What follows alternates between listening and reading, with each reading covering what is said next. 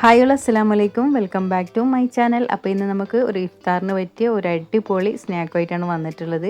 അപ്പോൾ നമുക്ക് ബാഹുബണ്ണാണ് ഉണ്ടാക്കുന്നത്. വളരെ സിമ്പിളായിട്ട് ഉണ്ടാക്കാം. അതിനു വേണ്ടി ഇൻസ്റ്റൻറ്റ് ഈസ്റ്റ് ഞാനിവിടെ 1 ടേബിൾ സ്പൂൺ ചേർത്ത് കൊടുത്തിട്ടുണ്ട്. അതേപോലെ തന്നെ 1 ടേബിൾ സ്പൂൺ പഞ്ചസാരയും ഇളം ചൂടുവെള്ളത്തിൽ ഒരു 1/4 കപ്പ് വെള്ളം ഒഴിച്ചിട്ട് ഒന്ന് മിക്സാക്കി അവിടെ വെച്ചിട്ടുണ്ട്. ഇനി ചിക്കൻ ഇതുപോലെ കട്ടാക്കി എടുത്തിട്ടുണ്ട്. അതിൽ ഇഞ്ചി ചെറുതായിട്ട് ചതച്ചിട്ട് 1 ടേബിൾ സ്പൂണ്, പിന്നെ മുളക് ആവശ്യത്തിന് കുരുമുളക് പൊടിയും കൂടി ചേർത്തിട്ടുണ്ട്. ആവശ്യത്തിനുള്ള ഉപ്പും കൂടി ചേർത്ത് കൊടുക്കാം. കുറച്ച് തൈരും കൂടി ചേർത്ത് കൊടുക്കുന്നുണ്ട്. നിർബന്ധമില്ല, ഇഷ്ടമുണ്ടെങ്കിൽ മാത്രം ചേർത്ത് കൊടുത്താൽ മതി. എന്നിട്ട് കൈവച്ച് നല്ലതുപോലെ ഒന്ന് മിക്സാക്കി കൊടുത്തിട്ട് കുറച്ച് സമയം വെച്ചിട്ടുണ്ട്. ഒരു 5 മിനിറ്റോളം വെച്ചിട്ടുണ്ട് അതിന്. എന്നിട്ട് അതൊന്ന് വെളിച്ചെണ്ണ ഒഴിച്ചിട്ട് ഒന്ന് ഫ്രൈ ആക്കി എടുക്കുകയാണ്. അങ്ങനെ ഫ്രൈ ആക്കി എടുത്തിട്ടുണ്ട്. അതൊന്ന് മാറ്റി വെക്കാം. പിന്നെ നേരത്തെ നമ്മൾ ഇളം ചൂടുവെള്ളം ഒഴിച്ചിട്ടുള്ള ഈസ്റ്റ് അവിടെ കുറച്ച് പൊങ്ങിക്കിടക്കുന്നുണ്ട്. അപ്പം അതിലോട്ടേക്ക് മൈദ ചേർത്ത് കൊടുക്കുകയാണ്. 2 കപ്പ് മൈദ, കുറച്ച് ഉപ്പും കൂടി ചേർത്തിട്ട് ഇളം ചൂടുള്ള വെള്ളത്തിൽ തന്നെ കുഴച്ചെടുക്കുകയാണ്. നല്ല ചൂടുള്ള വെള്ളം ചേർത്ത് കൊടുക്കരുത്, ഇളം ചൂടുള്ള വെള്ളം. അങ്ങനെ നല്ല സോഫ്റ്റായിട്ട് കുഴച്ചെടുത്തിട്ടുണ്ട്. ലാസ്റ്റ് നമുക്ക് കുറച്ച് ഓയിലൊന്ന് മേലെ സ്പ്രെഡാക്കി കൊടുക്കാം. അല്ലെങ്കിൽ ഒലിവ് ഓയിൽ ഉണ്ടെങ്കിൽ അത് വെച്ചിട്ട് ചെയ്താലും മതി കേട്ടോ. എന്നിട്ട് നമുക്കൊന്ന് അടച്ചു വെക്കാം.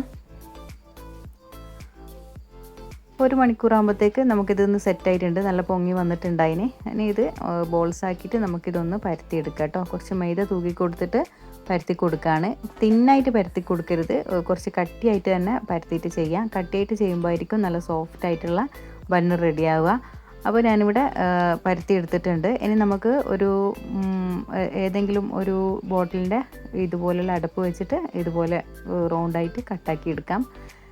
എന്നാൽ പിന്നെ നമുക്ക് ഒരേ അളവിലുള്ള ബണ്ണ് റെഡിയാക്കി എടുക്കാൻ പറ്റും.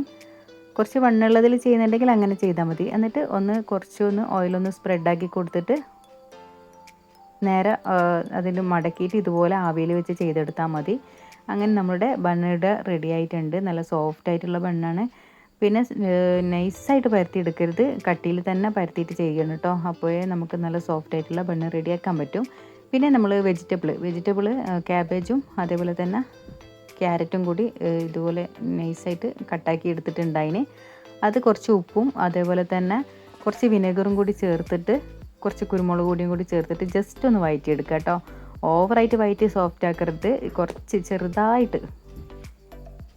പിന്നെ കക്കിരി ഞാനിവിടെ അതേപോലെ കട്ടാക്കി എടുത്തിട്ടുണ്ട്. അത് പക്ഷേ നമ്മൾ വഴറ്റി എടുത്തിട്ടില്ല കേട്ടോ.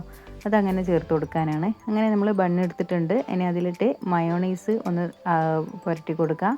എന്നിട്ട് നമുക്ക് വെജിറ്റബിൾസൊക്കെ ഇതിലേക്ക് ഇട്ട് കൊടുക്കാം.